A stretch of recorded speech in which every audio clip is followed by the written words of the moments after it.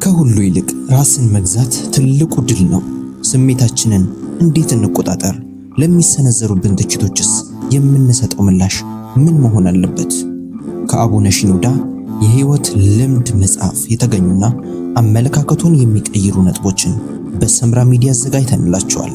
ከቪዲዮ ጋር እስከ መጨረሻ ከተጓዙ የህይወቶን የታሰሩ አስተሳሰቦች ነፃ አውጥተው በደስታ መጓዝ ጀምራሉ። ዓይንና ቅንድብ። አንድ ሰው በትህትና ውስጥ ሆኖ ስለ ራሱ ሲናገር ዓይን ከቅንድብ በላይ አይደለም አለ። እኔ ግን ይህ ቢሆንም የዓይን ጥቅም ከቅንድብ እጅግ የሚበልጥ ስለሆነ ሁለቱን ማነጻጸር አትችልም ብዬ መልሼለታለሁ። ዓይን የእይታችን ምንጭ ነውና ጥቅሙ ታላቅ ነው። ቅንድባችን ግን ከዓይናችን በላይ ቢሆንም ጌጥነት ብቻ እንጂ ሌላ ጥቅም የለውም።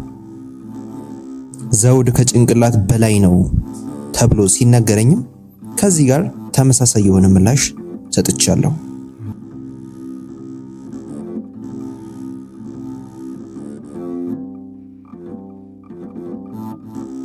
ትክክለኛው ጊዜ። ቃላትህ ሙሉ ውጤት እንዲኖራቸው ከፈለክ እነዚህን ቃላት የምትናገርባቸውን ትክክለኛ ጊዜ ምረጥ። የወርቅ እንኮይ በብር ጻሕል ላይ የጊዜውም ቃል እንዲሁ ነው እንዲል መጽሐፈ ምሳሌ ምዕራፍ 25 ቁጥር 11። እነዚህን አይነት የጠቢቡን ሰው ቃላት በፊትህ አስቀድም። አንተን የሚመለከት ጉዳይ ካለ በስራ ለተወጠረ ወይም ለደከመው ወይም ደግሞ እረፍት ለሚፈልግና በመናገር ስሜት ውስጥ ለሌለ ሰው አትናገር። በሆነ ምክንያት ለተበሳጨም ሆነ ላዘነ ሰው እንዲሁ ጉዳይህን አትናገር። ጆሮ ቃላትህን ለማድመጥ ዝግጁ ሲሆንና አንተን ለመስማት ሲጓጓ ጊዜው ለመናገር አመቺ ጊዜ ነውና ተናገር። ከዚህ ለየት የሚለው መጥምቁ ዮሐንስ ለሄሮድስ እንደተናገረው ያለ የተግሳጽ ቃል ነው። በፊትህ ልታስቀምጠው የሚገባ ጠቃሚ ጉዳይ ቃላትህን የሚያደምጥ ጆሮ ዝግጁ ሲሆን ብቻ መናገርህን። ዝምታ። አንዳንድ ጊዜ ዝምታ ከቃላት ይልቅ ውጤታማ፣ ይበልጥ ተገቢና እጅግ ጠቃሚም ነው። ወይም ደግሞ ቢያንስ ተናግሮ ከሚመጣ ጉዳት ይልቅ ሳይናገሩ የሚመጣ ጉዳት ይሻላል። በዝምታ ውስጥ ጥበብና ጥንካሬ ከመኖራቸው በተጨማሪ ክብርና ሞገስም አሉ። አንዳንድ ጊዜ እግዚአብሔር ይናገር ዘንድ እኛ ዝም እንላለን። እኛ ልንናገር ከምንወደው ከማንኛውም ነገር የበለጠ የእግዚአብሔር ቃል እጅግ ኃያል ነውና። መጽሐፍ ቅዱስ ይህን አስመልክቶ የተናገረው ቃል ምንኛ ድንቅ ነው። እግዚአብሔር ስለ እናንተ ይዋጋል፣ እናንተም ዝም ትላላችሁ።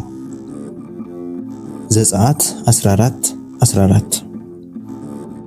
መድኃኒታችን ኢየሱስ ክርስቶስ በጲላጦስ ፊት በዝምታ ቆይቷል። በዚያን ጊዜ እርሱ አፉን አልከፈተም፣ ራሱንም አልተከላከለም። ጌታ ዝምታን በመረጠ ጊዜ ጲላጦስ ይህን ጻድቅ ሰው የምወነጅልበት ምንም አይነት ምክንያት አላገኘሁም በማለት ተናግሮ ነበር።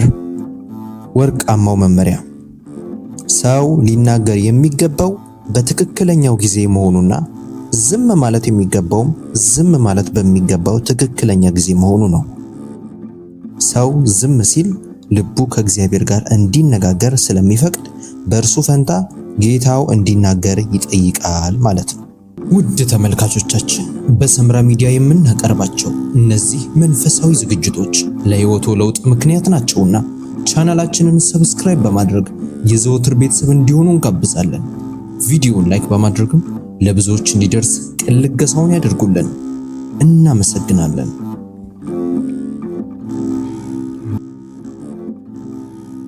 ቀላልና አስቸጋሪ። እያንዳንዱ ሰው ሊጮህ፣ ሊዘልፍ፣ ሌሎችን ሊያዋርድና በሰዎች ላይ የተሳሳተ ፍርድ ሊፈርድ ይችላል። ይህን ማንኛውም ሰው ሊያደርገው የሚችለው ቀላል ጉዳይ ነው።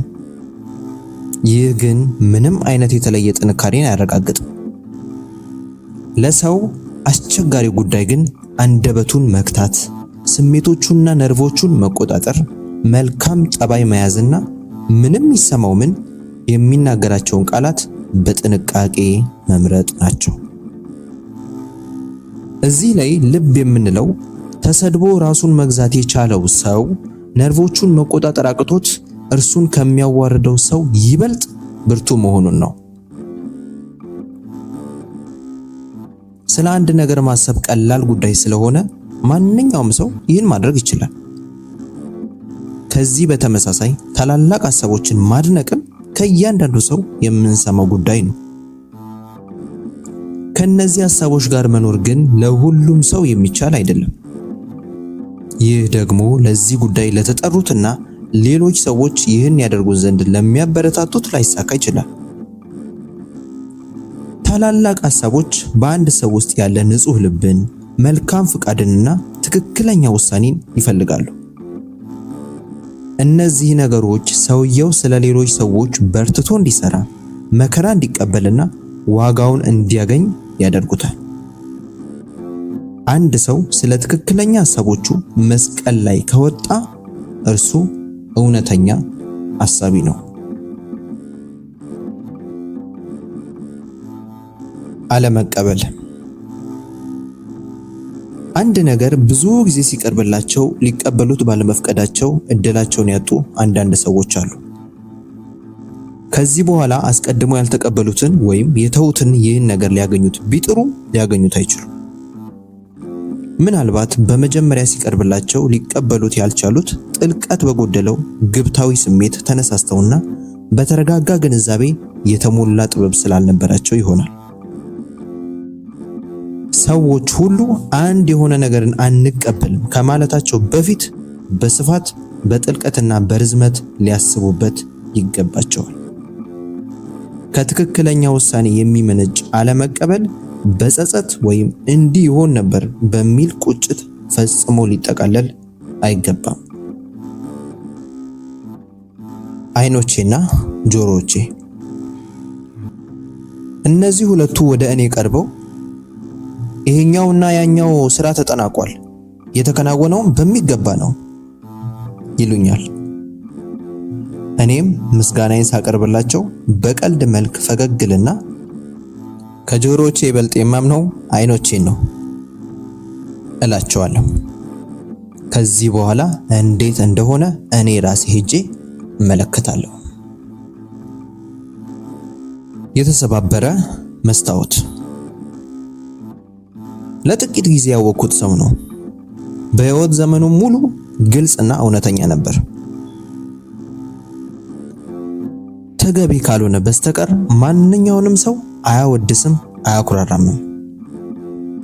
ሊጠይቀኝ ወደ እኔ ሲመጣ እንዴት እንደሰነበተ ስጠይቀው እንዲህ ብሎ መለሰልኝ።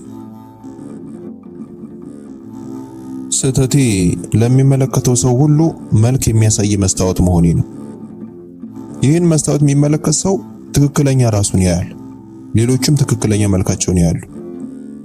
በጣም የሚያሳዝነው ግን ሁሉም እውነተኛ መልካቸውን ለመመልከት አለመውደዳቸው። እኔን የሚፈልጉኝ መስታወት እንደሆናቸው ሳይሆን የተሻሉ የሆኑ ዘንድ መዋቢያ እንደሆናቸው። እንደዚህ ሊሆንላቸው ስላልቻልኩ ግን ሰባበሩኝ።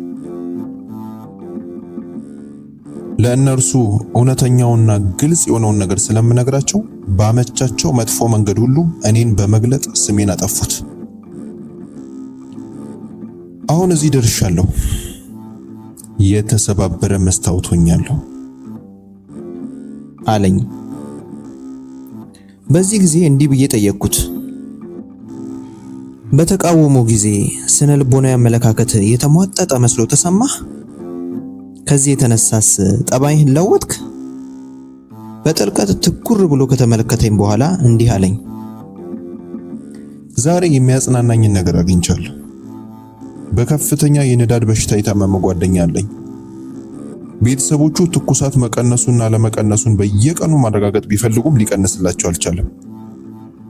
ዛሬ እኔ ልጠይቀው ሲሄድ ወንድሙ የሰውነቱን ሙቀት ሲለካ ከሙቀት መለኪያው ላይ ሊመለከት ከሚፈልገው በተቃራኒ ተመለከተ። በእርግጥም ሙቀት መለኪያው መሳሪያ የሚያመለክተው የሙቀቱን መጠን ከፍ ማለቱን ነበር።